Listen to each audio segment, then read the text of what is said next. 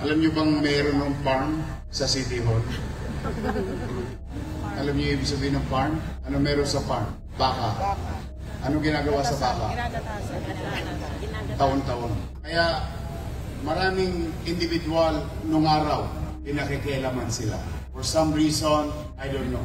But definitely, it's for personal gain at the expense of the employees, at the expense of our people. So that's why I'm looking on it every single day with regard to the efficiency of the Department of Assessment.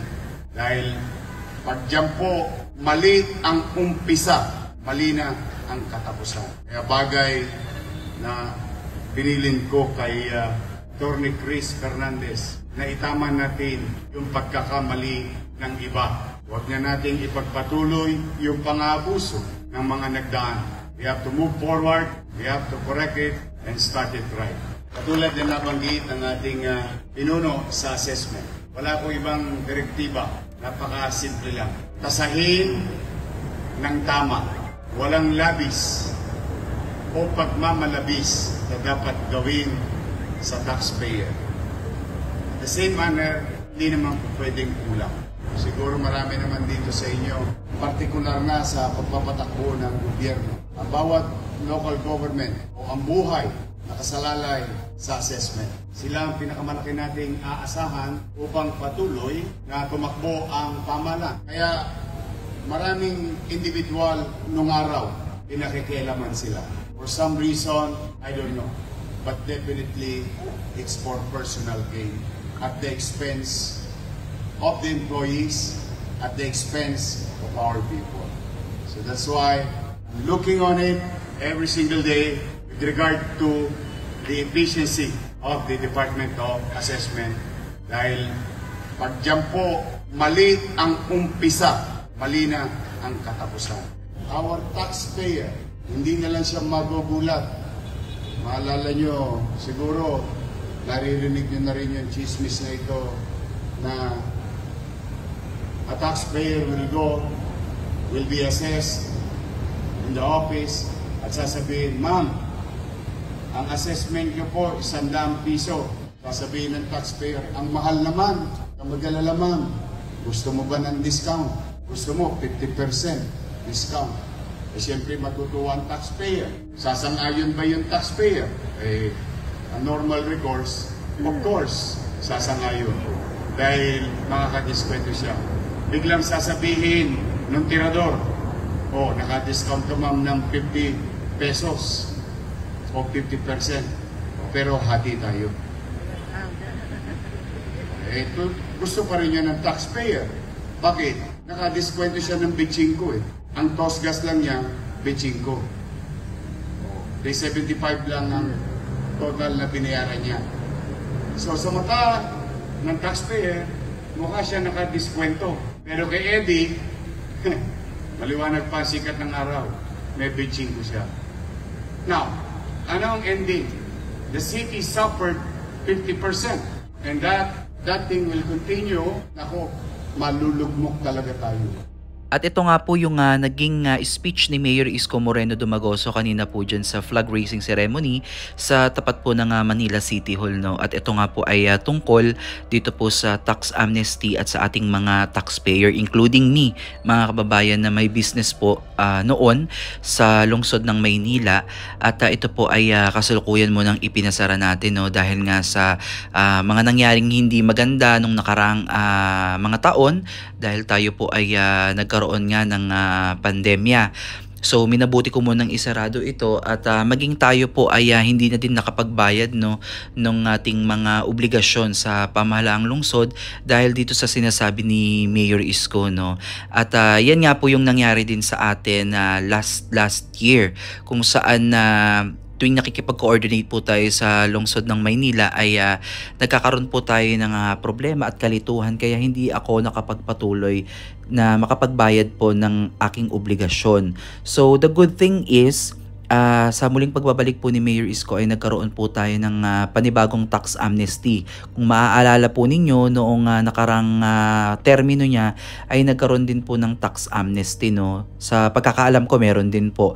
So malaking bagay po talaga tong tax amnesty na to para po sa atin, kagaya ko na may business na napakatagal pong hindi nakapagbayad, so may delinquent account po tayo at ngayon po na binigyan tayo ng pagkakataon ni Mayor Isko para isettle ang lahat ng walang penalty, walang surges. Kasi talagang napakalaki mga kababayan kung titignan nyo yung table na napakalaki. Imagine ninyo yung surges and fees na madadagdag doon sa principal na babayaran nyo. Like for example sa akin, nag-start ako ng aking business is 21,000 plus yung aking annual. So imagine ninyo na lang mga kababayan, yung 21,000 na annual ninyo ay may dagdag pa yung late fees, surges, penalties, and whatsoever na idadagdag pa dyan sa principal ninyo. Kaya naman talaga napakalaking tulong at napakalaking bagay para sa aming mga business owner na nagkaroon ng problema sa pagbabayad po ng aming responsibilidad na magkaroon ng tax amnesty.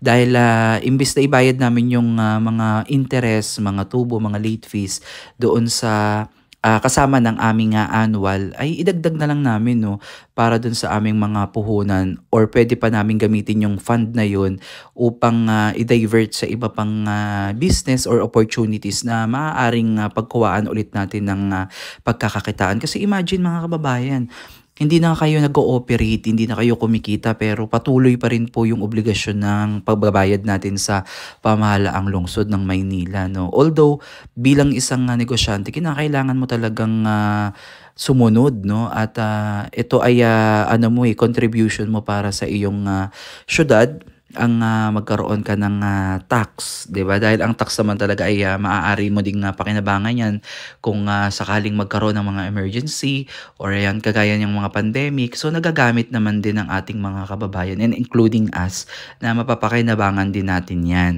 Kaya lamang pansin ko nung nakarang administrasyon parang hindi ko naman naramdaman, no? At kaliwat kanan ngayon naririnig nating mga problema. Kaya alam nyo yun, nung time na magsisettle sana tayo ng ating obligasyon nung nakarang administrasyon, parang mayroon tayong doubt na bakit ganito yung computation. Parang nakakalito ba?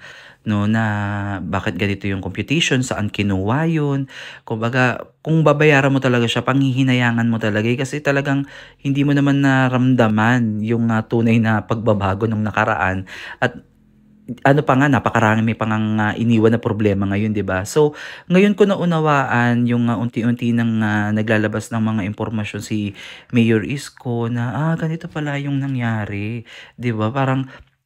Parang inisip ko na lang at pinagpasalamat ko na lang na mabuti hindi ako nagbayad noong nakarang administrasyon. At ngayon na nagpatupad ulit si Mayor Isko ng panibagong tax amnesty, ay ngayon ako magko-comply. Kasi bukod sa napakagandang offer to para sa lahat po ng mga kababayan nating may delinquent account sa pamahalaang lungsod ng Maynila, mas magaang bayaran, no? At alam natin na yung ibabayad natin ay mapupunta talaga sa tama. At ngayon pa nga lang mga kababayan makikita nyo, 'di ba, na dito sa mga reports, sa mga balita ni Mayor Isko na unti-unti pong bumabalik yung kumpiyansa ng mga negosyante sa lungsod ng Maynila at mismong sila na yung nakikipag-collaborate. Kasi imagine 24/7 pwede kang makapag-settle ng payment mo through online. Hindi mo na kinakailangan pumila pa, no? Diyan ka lang sa comfort ng bahay mo, basta may internet ka, may data ka, marunong kang magkalikot ng app. So, kayang-kaya mong mag-settle ng iyong mga obligasyon sa pamahalaang lungsod ng Maynila. Hindi mo kinakailangan pumila ng napakahaba. Ikaw na nga yung magbabayad, ikaw pa yung pahihirapan, no? So, napakalaking tulong nito mga kababayan para sa mga simpleng negosyante na maliit lang naman din yung kinikita, no, hindi naman din ganun kalaki at napakarami ding expenses. So napakalaking bagay netong tax amnesty upang mas mapagaan at syempre yung relasyon ng negosyante sa pamahalaang lungsod ay maging healthy. Lalo na ngayon na talagang ang pamahalaang lungsod ng Maynila ay dumaraan po sa financial struggle, no. So So malaking bagay po na kapag lahat po ng mga negosyante sa lungsod ng Maynila ay nag-comply at nakapag-settle po ng kanilang mga obligasyon, ay malaking tulong po yan para unti-unting makabangon ang pamahalaang lungsod. So ayan, hinihikayat natin yung ating mga ko-negosyante dyan, no, na isettle po natin yung ating mga obligasyon sa pamahalaang lungsod upang isa din po tayo sa maging tulay upang makabangon ng ating minamahal na lungsod ng Maynila. So again, ito nakakawindang itong mga naging pahayag ni Mayor Isko ngayong araw na to tungkol dito nga sa usaping farm, no, na tila ang Manila City Hall nga po ay naging isang malaking farm kung saan napakaraming baka na ginagatasan.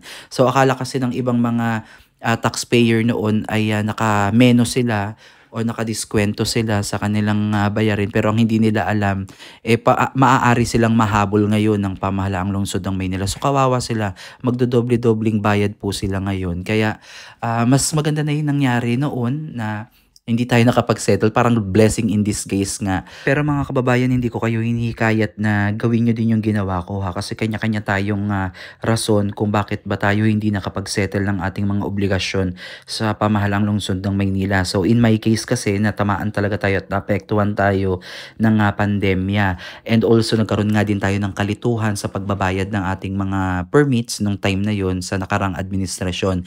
Pero ngayon ay magsisettle na tayo ng ating obligasyon sa Manila City Hall at ayan ay napakabukal sa aking puso dahil masaya ang aking puso na narinig yung ordinaryong mamamayan, no, na pakinggan at ito ay napakalaking bagay, napakalaking tulong para sa ating maliliit na negosyante na yung imbis ibayad natin sa karagdagang tubo, interest, surges, penalties ay maidagdag na lang natin ulit sa panibagong puhunan natin para muli tayong makabangon. Again, maraming salamat mga kababayan at God bless po sa inyong lahat.